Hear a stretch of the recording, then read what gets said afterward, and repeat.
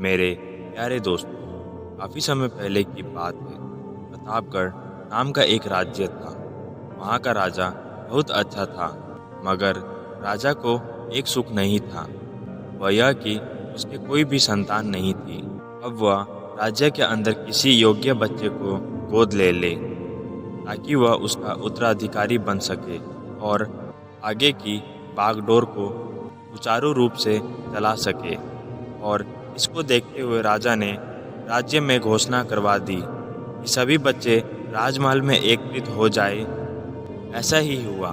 राजा ने सभी बच्चे को पौधे लगाने के लिए भिन्न भिन्न प्रकार के बीज दिए और कहा कि अब हम 6 महीने बाद मिलेंगे और देखेंगे कि किसका पौधा सबसे अच्छा होगा।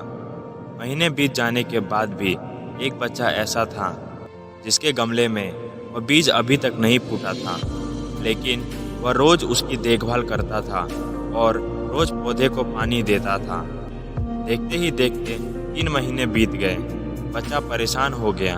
तभी उसकी माँ ने कहा कि बेटा धैर्य रखो, कुछ बीजों को फलने में ज़्यादा वक्त लगता है।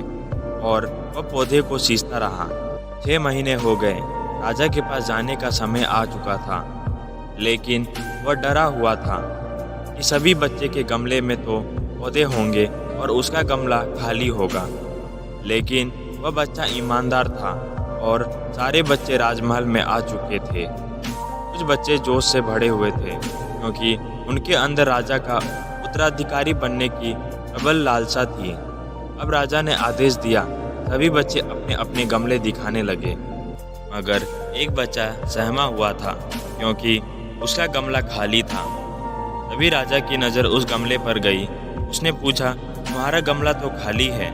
तो उसने कहा, लेकिन मैंने इस गमले की 6 महीने तक देखभाल की है।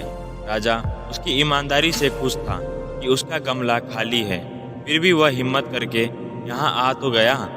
सभी बच्चे के गमले देखने के बाद राजा ने उस बच्चे को सभी के सामने बुलाया।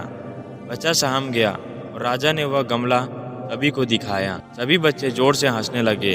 राजा ने कहा, शांत हो जाइए, इतने खुश मत होइए।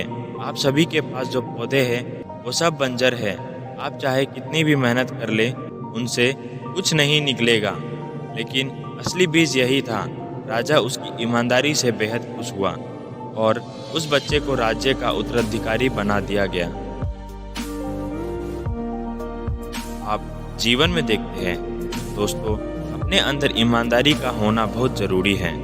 अगर हम खुद के साथ ईमानदार हैं तो जीवन के किसी न किसी पड़ाव में सफल हो ही जाएंगे, क्योंकि हमारी औकात हमें ही पता होती है।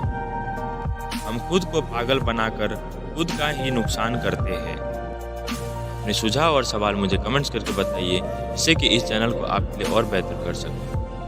नई नई प्रेरक बातें आपसे साझा करने की प्रेरणा मुझे आपसे ही मिलती है, बस आपके एक subscribe, like, comments and share करने से। धन्यवाद और आप खुश रहो।